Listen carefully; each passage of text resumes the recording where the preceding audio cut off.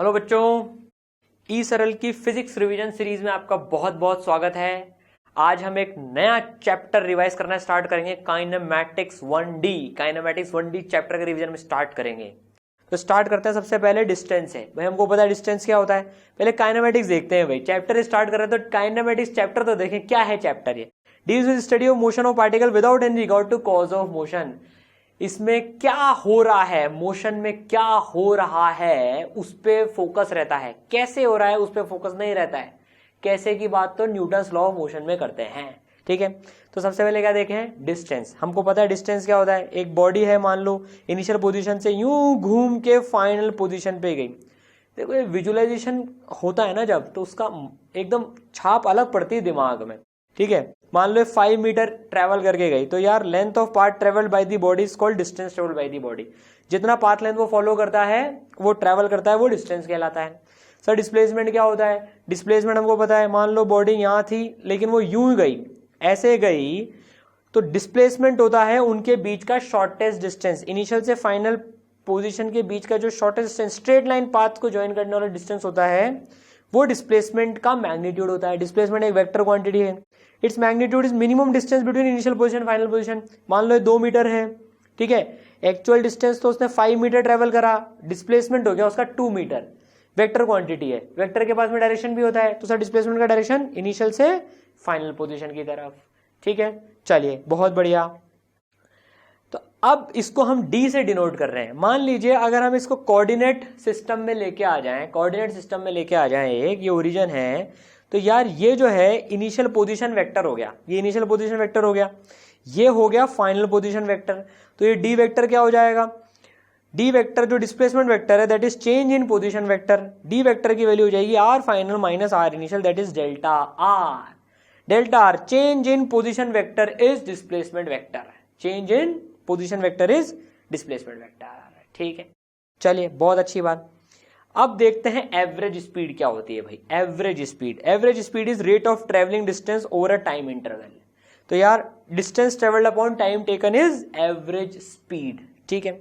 चलिए बहुत अच्छी बात। एवरेज वेलोसिटी क्या होती है, displacement upon time taken. Average velocity एक वेक्टर क्वांटिटी है, एवरेज स्पीड एक स्केलर क्वांटिटी है।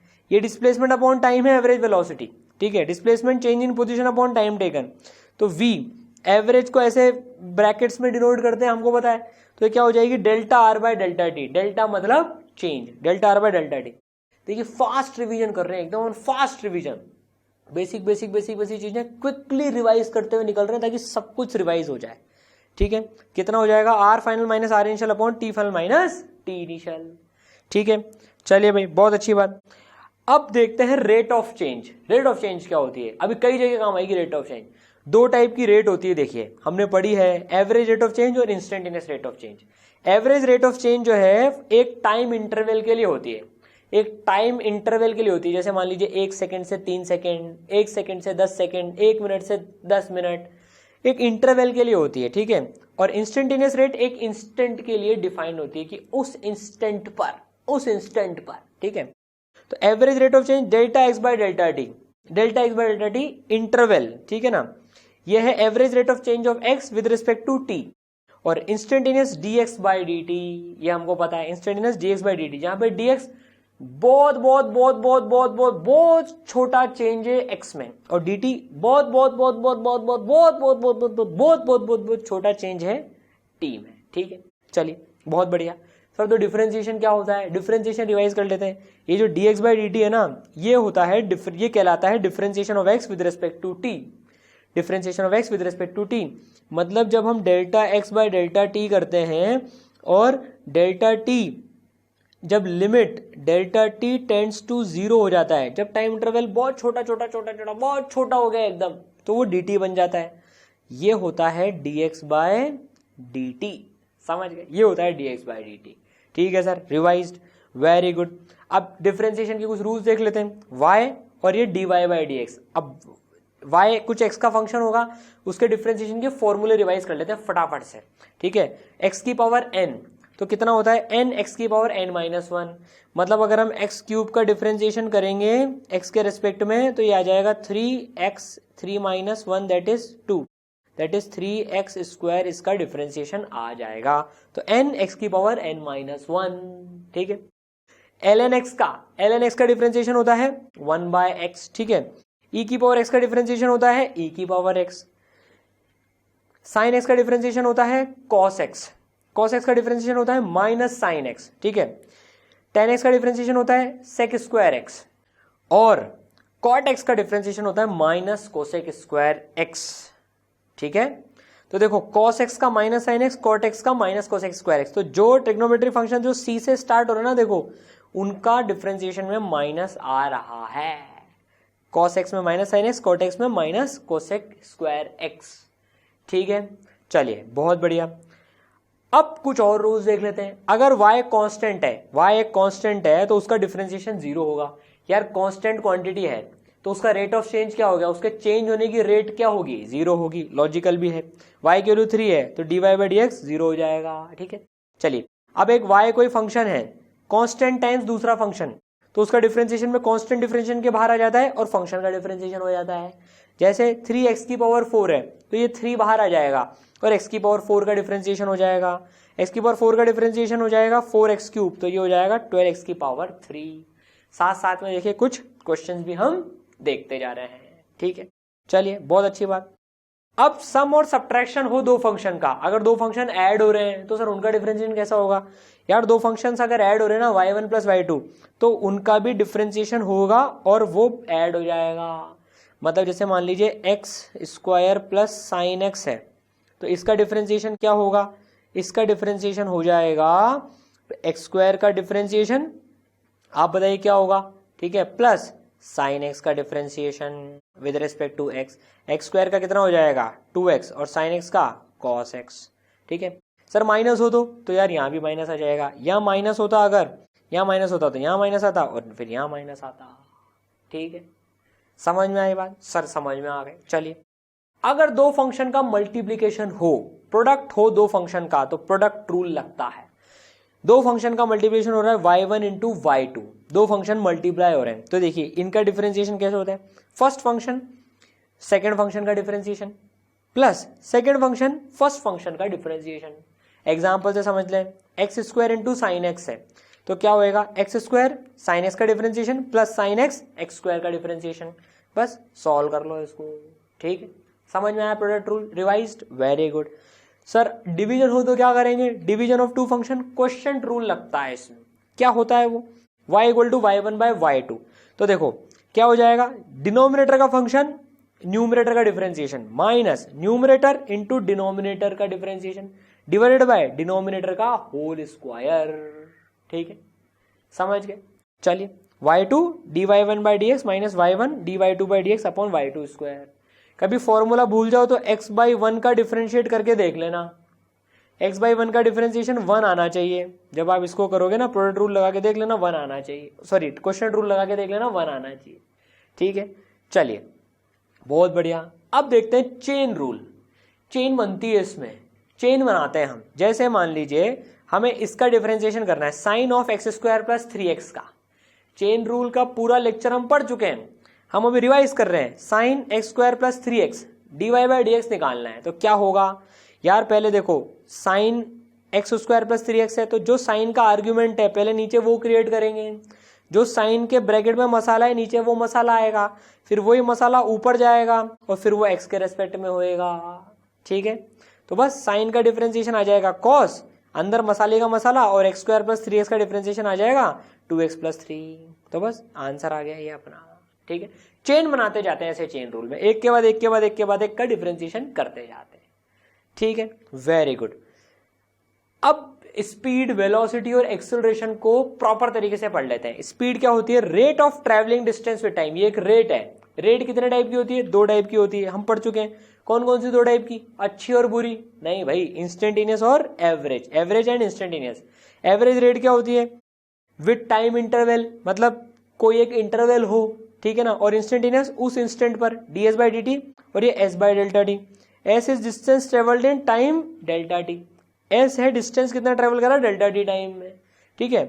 अगर हम अभी वेलोसिटी की बात करें तो velocity rate of change of position vector with time, ये एक रेट है। फिर से रेट कितनी टाइप की, 2 टाइप की सर, एवरेज और इंस्टेंटेनियस। एवरेज में डेल्टा, इंस्टेंटेनियस में डी। तो ये हो गया delta R by delta T, ये एक वेक्टर क्वांटिटी है। ये देखो एवरेज को डिनोट करते हैं इन ब्रैकेट से, ठीक है, और instantaneous d r by d t. ठीक है सर, बिल्कुल समझ में आया, रिवाइज्ड, वेरी गुड। अब देखो ये ना स्पीड एंड वेलोसिटी के बीच में कई बार हमसे रिलेशन पूछ लिए जाते हैं। ये एवरेज में क्या रिलेशंस होते हैं, इंस्टेंटेनियस में क्या रिलेशन होते हैं, दिस इज इंपॉर्टेंट पार्ट, ये इंपॉर्टेंट पार्ट है देखो, ठीक है ना। तो देखो मान लो एक पार्टिकल जो है ऐसे करके ऐसे जा रहा है इनिशियल से फाइनल पोजीशन पे, तो उसने डिस्टेंस ज्यादा ट्रेवल करा, उसका डिस्प्लेसमेंट का मैग्नीट्यूड कम हुआ, डेल्टा आर का मैग्नीट्यूड कम है कि नहीं है। तो देखो s will be greater than equal to delta r का मैग्नीट्यूड।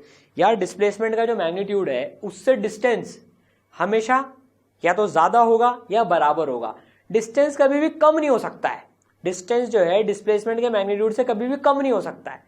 तो S is greater than delta r, greater than equal to. Sir equal to कब होगा, जब वो स्ट्रेट लाइन में चलेगा। तो यार मान लो 2 मीटर स्ट्रेट लाइन में चला तो डिस्टेंस भी 2 मीटर हो गया और डिस्प्लेसमेंट का मैग्नीट्यूड भी 2 मीटर हो गया।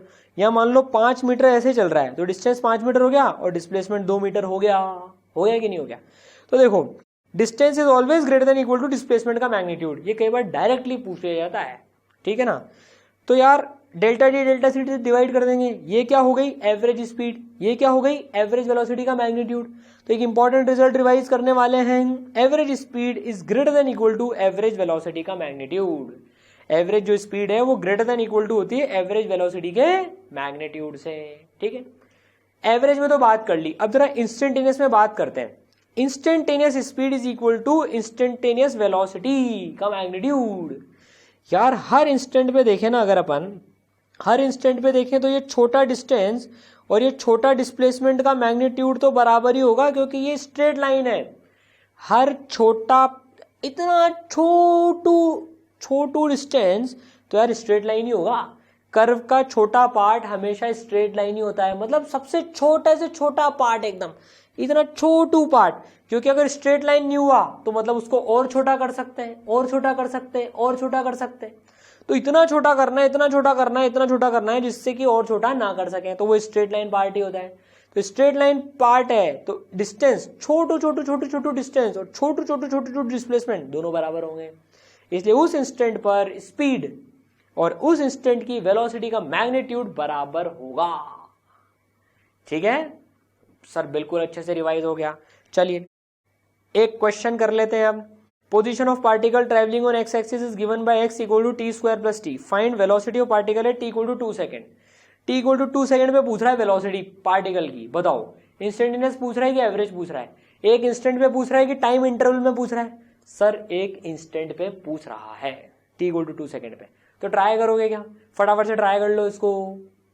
तो सर कैसे ट्राई करेंगे, x equal to t square plus t हो गया, तो वेलोसिटी नहीं बतानी है 2 सेकंड पे, तो भाई x equal to t square plus t, v equal to d x by D t, 2t plus 1। अब t की वैल्यू रख देंगे, t इक्वल टू 2 सेकंड रख देंगे, तो ये आ जाएगा 5 मीटर पर सेकेंड, ठीक है।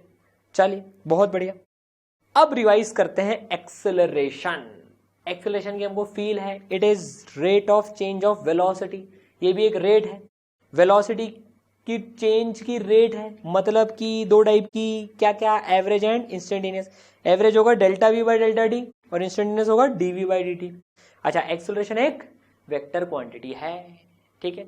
चलिए तो delta v by delta d, d v by D t. कई बार क्या होता है वेलोसिटी एक्स का फंक्शन दे देते हैं, जैसे दे दिया मान लो v equal to x square plus x का फंक्शन दे दिया और पूछ लिया कि भाई एक्सेलरेशन की वैल्यू बताओ एट एक्स इक्वल टू 1। अब टाइम तो पिक्चर में आ ही नहीं रहा है, तो टाइम जब पिक्चर में नहीं आता है तो हम acceleration equal to v d u by d x use करते हैं। कई बार काम आ जाता है ये a equal to v d u by d x.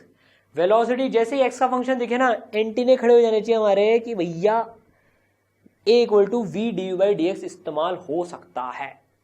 और जब टाइम का फंक्शन होगा वेलोसिटी तो ये होगा d v by d t, ठीक है। तो सबसे पहले एक सवाल देखते हैं, ये मेरा one of the favourite questions है, बहुत प्यारा क्वेश्चन है, ठीक है। क्या क्वेश्चन है, an engineer works at a factory, a car is sent from the factory which picks up engineer from his home and takes him to the factory. यार एक इंजीनियर फैक्ट्री में काम करता है, ठीक है, फैक्ट्री वाले कार भेजते हैं इंजीनियर को लेने के लिए, जो उसको वापस फैक्ट्री ले जाती है। देखते हैं कितने बच्चे इसका सही जवाब देते हैं।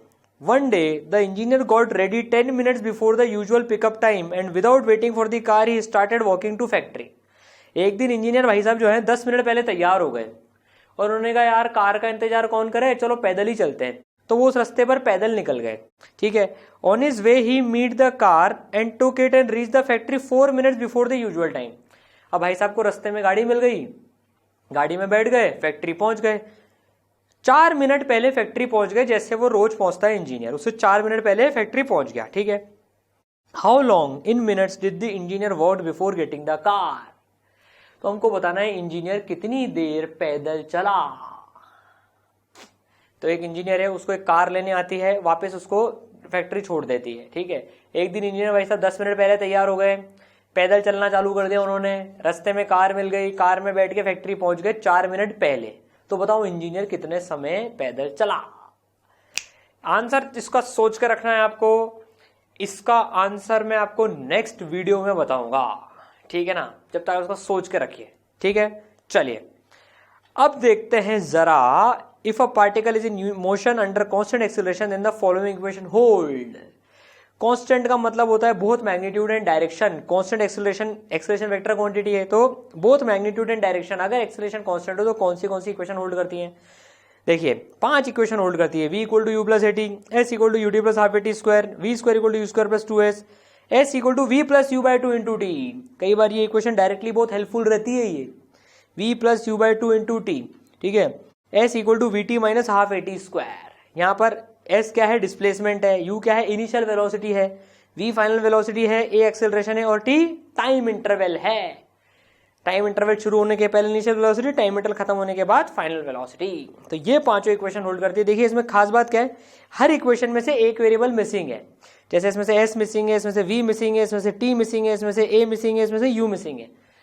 तो इस हिसाब से ये इक्वेशन हम लगाते हैं। ठीक है। चलिए ये दोनों इक्वेशन में ध्यान रखना, कई बार डायरेक्टली लग जाती है ये। ठीक है।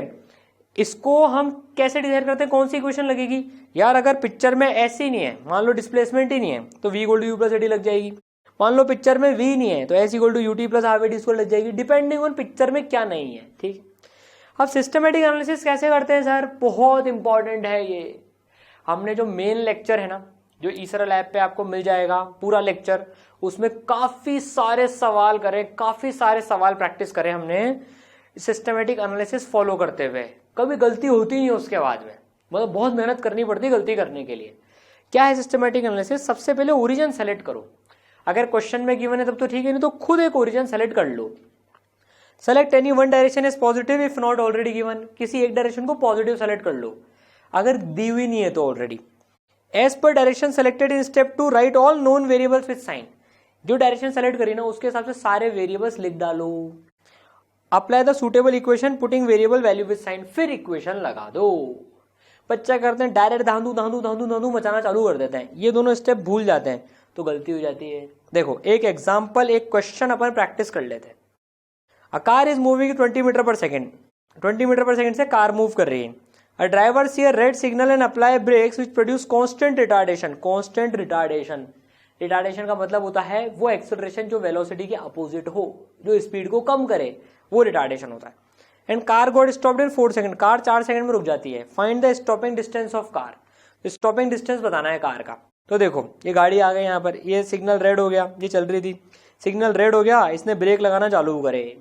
ठीक है ना। मान लो इसने जो है ना ब्रेक यहाँ से लगाना चालू करे, इस गाड़ी ने ब्रेक यहाँ से लगाना चालू करे, तो हमने पहली स्टेप ये ओरिजिन ले लिया, ये वाला पॉइंट जहाँ से इसने ब्रेक लगाना चालू करे। ठीक है। अब देखो पहली स्टेप होगी ओरिजिन ले लिया। अब वेरिएबल्स लिखते हैं। यहाँ पर t इक्वल टू 0 पर ये यहाँ पर था और t इक्वल टू 4 सेकेंड पे ये रुक गया। क्या क्या वेरिएबल गिवन है? अच्छा सेकंड स्टेप भूल गए, ओहो इस वाली डायरेक्शन को पॉजिटिव ले रहे हैं हम, इधर वाली डायरेक्शन को पॉजिटिव ले रहे हैं। तो देखो u equal to 20 metre per second, यहाँ पर ये 20 मीटर पर सेकेंड से जा रहा था।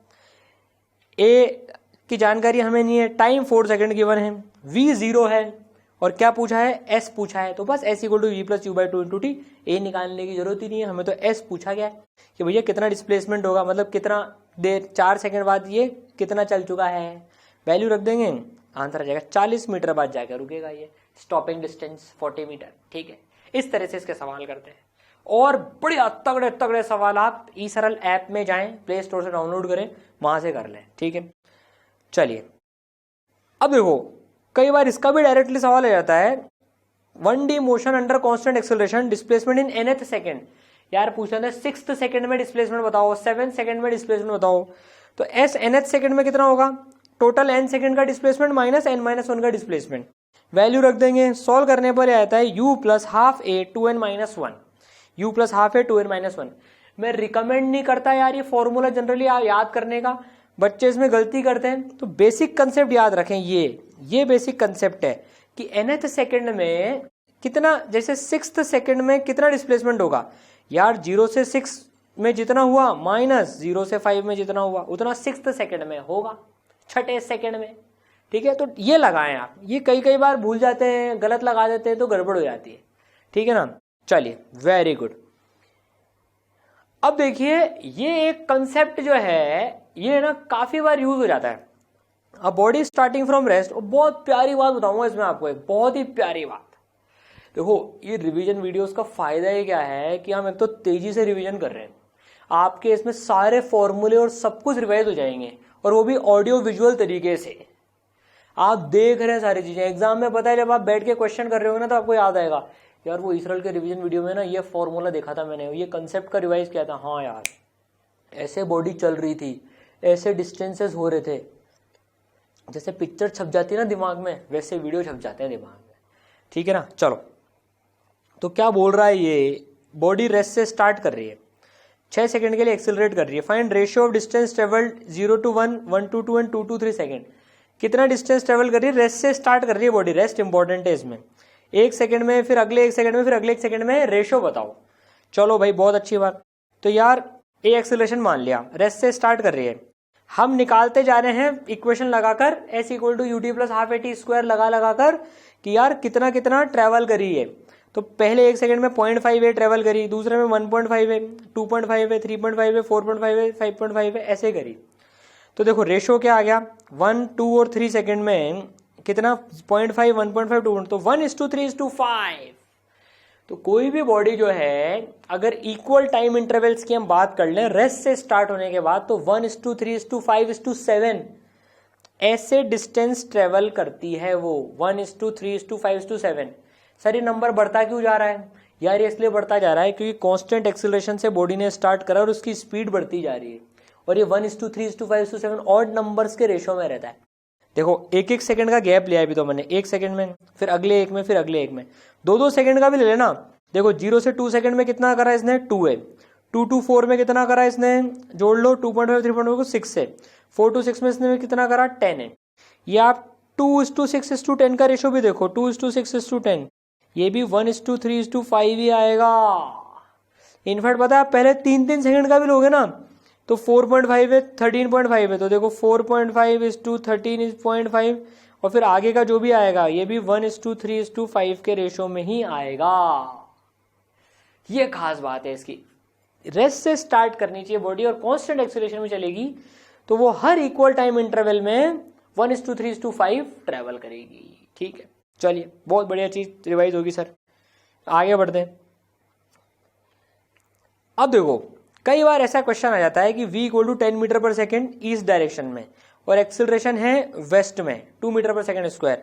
मतलब कोई बॉडी है जो कि 10 मीटर पर सेकेंड से ईस्ट में चल रही है और उसका एक्सेलरेशन पीछे है उल्टी डायरेक्शन में 2 metre per second square. Distance travelled पूछा है 1 to 3 सेकेंड में, 1 से लेके 3 सेकेंड तक। कभी भी डिस्टेंस ट्रेवल्ड बॉडी का पूछा जाए ना तो एंटीने हमेशा खड़े कर लेने चाहिए कि कहीं टर्निंग पॉइंट तो नहीं आ रहा है ना। आप डायरेक्ट इक्वेशन लगा दोगे ना अगर ut plus half at square, तो ये तो यार डिस्प्लेसमेंट देता है, और अगर टर्निंग पॉइंट आ गया ना तो डिस्टेंस फिर लफड़ा हो जाएगा। तो देखो ये तो 10 मीटर पर सेकंड चल रहा है, 2 मीटर पर सेकंड स्क्वायर का रिटार्डेशन है, तो ये बॉडी तो 5 सेकंड बाद t = 5 सेकंड के बाद में टर्न लेके फिर यूं आएगी ये। तो 1 to 3 सेकंड, 1 से लेके 3 सेकंड के बीच में तो ये फॉर्मूला सही काम कर जाएगा क्योंकि ये तो डिस्प्लेसमेंट और डिस्टेंस बराबर है। लेकिन अगर टर्निंग पॉइंट हो रहा है ना, अगर टर्निंग पॉइंट हो रहा है तो फिर मोशन को तोड़ना पड़ेगा डिस्टेंस ट्रेवल्ड के लिए। मान लो किसी ने हमसे पूछा था 3 से लेकर या 4 से लेके 6 सेकंड तक बताओ, 4 से लेके 6 सेकंड तक बताओ, तो हमें पहले 4 से 5 निकालना पड़ता और फिर 5 से 6 निकालना पड़ता। इस बात का विशेष रूप से ध्यान रखना आपको, जब भी डिस्टेंस टेबल पूछे एंटीने खड़े हो जाने चाहिए, यार बॉडी टर्न तो नहीं कर रही है ना, ठीक है। चलिए, तो 1 2 3 में तो सीधे आप फॉर्मूला लगा के निकाल सकते हैं क्योंकि बॉडी t=5 पे टर्न कर रही है। चलिए, बहुत बढ़िया। अब कुछ की पॉइंट्स देख लेते हैं, ये इंपॉर्टेंट की पॉइंट्स हैं। अगर एक्सीलरेशन और वेलोसिटी सेम डायरेक्शन में है मतलब बॉडी की स्पीड बढ़ रही है। If sign of velocity and acceleration same then speed of particle is increasing and vice versa. मतलब अगर एक्सीलरेशन और वेलोसिटी का डायरेक्शन सेम है ना, मतलब body is speeding up. Reverse भी ट्रू है, इस बॉडी इज स्पीडिंग अप मतलब ए और वी का साइन सेम है। अगर उल्टे हो गए ए और वी के साइन मतलब body is speeding down, body की स्पीड घट रही है, ठीक है। इफ पार्टिकल इज रिटार्डिंग और decelerating then it means speed is decreasing. अगर क्वेश्चन में दिया जाए कि पार्टिकल का रिटार्डेशन हो रहा है, पार्टिकल रिटार्ड कर रहा है मतलब उसकी स्पीड घट रही है, it does not mean negative acceleration, उसका मतलब नेगेटिव एक्सेलरेशन नहीं होता है, ये ध्यान रखना। यार हमने इस वाली डायरेक्शन को पॉजिटिव लिया, मानो इसमें ए इधर है, वी इधर है, इसमें भी तो रिटार्डेशन हो रहा है यार, इसमें भी तो रिटार्डेशन हो रहा है। देखो ये ए इस वी को कम कर रहा है, रिटार्डेशन उसको कहते हैं जो बॉडी की स्पीड घटाए, उसका मतलब नेगेटिव हो ये जरूरी नहीं है। यार हमने आगे पॉजिटिव ले लिया तो ये एक्सेलरेशन पॉजिटिव होगा और वी नेगेटिव होगी इसकी, इस वाली डायरेक्शन में, पीछे वाले में, समझ गए। चलिए, बहुत बढ़िया। अब हम देखते हैं जरा वर्टिकल मोशन अंडर ग्रेविटी। मजेदार है टॉपिक, ग्रेविटी के अंडर कैसे मोशन होता है। इसमें भी वही इक्वेशन लगती है यार, सारी वही लगेंगी, क्योंकि बॉडी को जब हम फेंक रहे हैं, चाहे बॉडी ऊपर जा रही है चाहे नीचे जा रही है, एक्सेलरेशन तो सेम है। और वो एक्सेलरेशन कितना होता है, एक्सेलरेशन ड्यू टू ग्रेविटी बोलते हैं उसको। जब बॉडी फोर्स ऑफ ग्रेविटी के अंडर मूव करती है तो उसको जी से डिनोट करते हैं। अर्थ सरफेस के नियर जी की वैल्यू होती है 9.8 मीटर पर सेकेंड स्क्वायर, जिसको हम 10 भी ले लेते हैं, ठीक है ना। फीट में देखें, कई बार फीट में काम हो जाती है, 32 फीट पर सेकेंड स्क्वायर, 32 फीट पर सेकेंड स्क्वायर, ठीक है। अब इसको जो है वर्टिकल मोशन अंडर ग्रेविटी होता है। मान लो ये बॉल हमने यहाँ से फेंकी, एक बॉल फेंकी, तो ये ऊपर गई ऊपर गई ऊपर गई, सर ऊपर ही रुक जाएगी? नहीं, नीचे भी आएगी आएगी आएगी आएगी। ये बताओ मोशन अंडर कांस्टेंट एक्सेलरेशन हो रहा है क्या? पूरे मोशन के दौरान एक्सेलरेशन कांस्टेंट है क्या? यस। सर ऊपर जा रहे हैं तो ग्रेविटी ऊपर लग रही है, अरे नहीं भाई नीचे लग रही है, और नीचे आ रही है बॉल तो भी ग्रेविटी नीचे ही लग रही है, तो एक्सेलरेशन ड्यू टू ग्रेविटी तो कांस्टेंट है और जी, ठीक है। तो इसमें रिजल्ट्स देख लेते हैं सीधे, इक्वेशन लगा के आप इसको एनालिसिस तो कर ही सकते हो। इसमें जो रिजल्ट आता है, time of flight is 2u/g। अगर हमने इसको u स्पीड से फेंकी तो टाइम ऑफ फ्लाइट जो है वहीं आने का 2u/g होता है। मैक्सिमम हाइट कितनी ट्रेवल करती है? Maximum height u²/2g। ये सब डिराइव करना आता है हमको, ठीक है ना। और t1 = t2, जाने और आने का समय बराबर होता है √2h/g या फिर u/g। मतलब अगर h हाइट से किसी ने ड्रॉप कर दिया तो √2h/g टाइम लेगी, किसी ने फेंका और h हाइट गई बॉडी तो वो √2h/t टाइम में गई है, दैट इज u/g के बराबर, ठीक है। चलिए अब इसकी कुछ खूबसूरती देखते हैं, इसको एनालिसिस करते हैं। देखो इसका एनालिसिस गजब का होता है, एकदम पिक्चर क्लियर हो जाएगी। देखो बॉल फेंकी 30 मीटर पर सेकंड से, सॉरी 30 मीटर पर सेकंड से, हाँ बॉल फेंकी ऊपर, एक्सेलरेशन होता है 10 मीटर पर सेकंड स्क्वायर। इसका मतलब हर सेकंड में ग्रेविटी बॉडी की स्पीड 10 मीटर पर सेकंड घटाएगी जब वो ऊपर जा रही है तब। तो देखो ये बॉल ऊपर गई, t = 1 पे इसकी स्पीड हो गई 20 मीटर पर सेकंड, 10 घट गई क्योंकि g की वैल्यू इतनी है ना। फिर 1 सेकंड बाद फिर 10 मीटर पर सेकंड हो गई, फिर 1 सेकंड बाद बॉडी की स्पीड 0 मीटर पर सेकंड होगी, बॉडी रुक गई, अब नीचे आना स्टार्ट करेगी। अब नीचे का देखते हैं, देखो मोशन 0 से आई, फिर 1 सेकंड बाद 10 मीटर पर सेकंड से आ रही होगी, फिर 20 मीटर पर सेकंड से आ रही होगी, फिर देखो 30 मीटर पर सेकंड से आ रही होगी। देखो पूरा विजुअलाइज हो गया, पूरा विजुअलाइज हो गया। देखो डिस्टेंस भी लिखते हैं, s = u+v/2 × t, u given है, v गिवन है, टाइम गिवन है, तो ये 25 मीटर का डिस्टेंस हो गया। ये 25 मीटर डिस्टेंस हो गया। इसी तरह से कैलकुलेट करेंगे तो ये 15, ये 5, ये 5, ये 15, ये 25, 25। अब आप सिमेट्री देखो इस मोशन की। अच्छा एक चीज और, 1:3:5, 1:3:5, 1:3:5 कांस्टेंट एक्सेलरेशन। देखो 1:3:5, 1:3:5। समझ गए सर? बिल्कुल समझ गए। देखो यार, ये रिवीजन वीडियो बनाने में ना बहुत मेहनत लग रही है। आप देखो, पूरा आपको विजुलाइज कराने के लिए टीम इतनी मेहनत कर रही है। हम दिन रात शूट कर रहे हैं वीडियोस, दिन रात, कि आपको जल्दी से जल्दी रिवीजन करा पाए। तो भाई इसको एकदम अच्छे से कर लेना, और इन वीडियोस को जितना लाइक एंड शेयर करेंगे ना यार, टीम को उतना मोटिवेशन मिलता है। और चैनल को सब्सक्राइब करो। आप ही लोग ई सरल के मिशन को अपने दोस्तों तक फैलाओगे। इसी मिशन के लिए हम सब लोगों ने अपनी जो करंट जॉब्स थी वो छोड़कर इस मिशन में, एनके गुप्ता सर, मैं, प्रतीक गुप्ता सर, सब लोग इसमें कूद गए कि यार देश में एजुकेशन फैलानी है। समझ में आया ये? देखो 25, 15, 5, 5, 15, 25, ठीक है। और हर सेकंड में 10-10 मीटर पर सेकंड की स्पीड घटती जा रही है, ठीक है। चलिए, बहुत बढ़िया। चलिए अब देखिए, कई इस टाइप के क्वेश्चंस भी आते हैं। इसमें एक नया कंसेप्ट हम सीखने वाले हैं, रिवाइज करते हैं इस concept. A hot air balloon is rising with constant velocity 10 metre per second. एक हॉट एयर बैलून है जो ऊपर उड़ रहा है 10 मीटर पर सेकंड से। When balloon was at 40 metre from ground, a particle was dropped from balloon। देखिए, particle को ड्रॉप करा गया बैलून से। Find time of flight of particle after dropping. टपकाने के बाद उस पार्टिकल का टाइम ऑफ फ्लाइट बताइए। तो यार एक बैलून है, देखो एक बैलून है, हॉट एयर बैलून है, ठीक है ना। वो ऊपर उड़ रहा है 40 metre per second, 10 metre per second से उड़ रहा है। और जब 40 मीटर पे था तो उसने पार्टिकल को ड्रॉप कर दिया। तो यार पार्टिकल तो नीचे आ जाएगा, क्योंकि पार्टिकल तो ग्रेविटी के अंडर आ गया। देखो ये ऊपर उड़ गया गया गया और 40 मीटर पे इसने ड्रॉप कर दिया।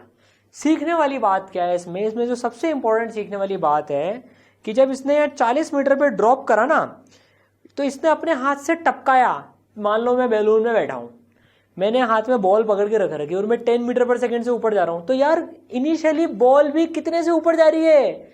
10 मीटर पर सेकंड से ऊपर जा रही है। तो जब मैंने इसको छोड़ा ना, पता है बॉल को जैसे मैंने छोड़ा, तो ये ऐसे इसकी इनिशियल वेलोसिटी भी 10 मीटर पर सेकंड ही होगी ग्राउंड फ्रेम में। ये समझने वाली बात है। तो कभी भी ऐसे पार्टिकल वॉज ड्रॉप्ड, चलती हुई चीज से पार्टिकल को ड्रॉप करते हैं, कंसेप्ट जो रिवाइज कर रहे हैं हम, चलती हुई चीज से पार्टिकल को ड्रॉप करते हैं तो उसकी वेलोसिटी भी वो चलती हुई चीज के बराबर रहती है उस इंस्टेंट पर, at the time of dropping, ठीक है।